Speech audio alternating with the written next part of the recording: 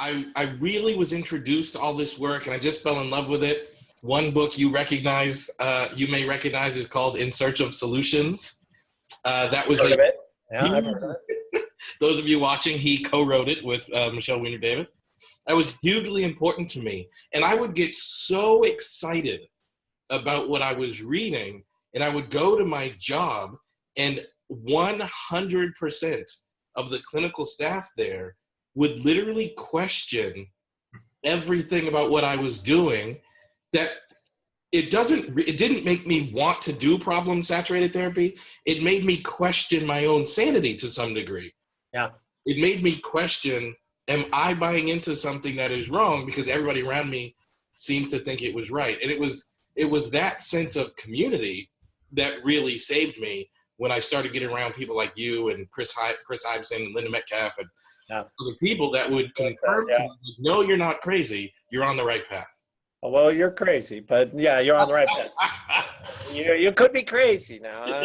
I'm not passing judgment on that. But I think the other thing is you're an unusual person because you really are a big reader. I'm a big reader. But I think most therapists are so busy that these days getting live training, online training, it's like an infusion of energy because I think people get a little drained from their work, and we want them to be energized and enthused by their work and not burned out, because this is a field in which you can get burned out if you lose your way, if you get discouraged, if you have a more discouraging approach to therapy.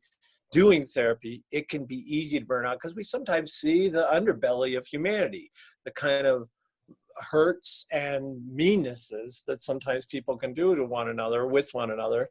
And so I think there's something about training that's not just passing of information, it's passing of energy. And that, that's again what it sort of attracts me to this approach, attracts you to this approach.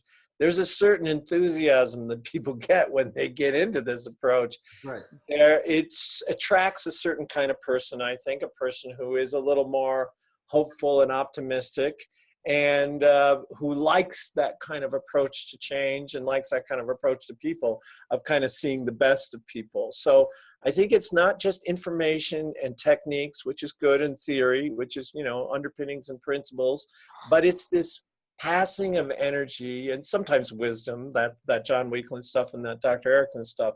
There's sometimes passing of wisdom, but energy exchanged in a community of like-minded people and by a really inspiring teacher or leader or thought leader or whatever you want to call them. So thanks again, Bill. And goodbye to you and goodbye to everyone in SFU or who's watching this who isn't in SFU. Join. What are you doing? Get in. Awesome. All right. Thanks, Bill.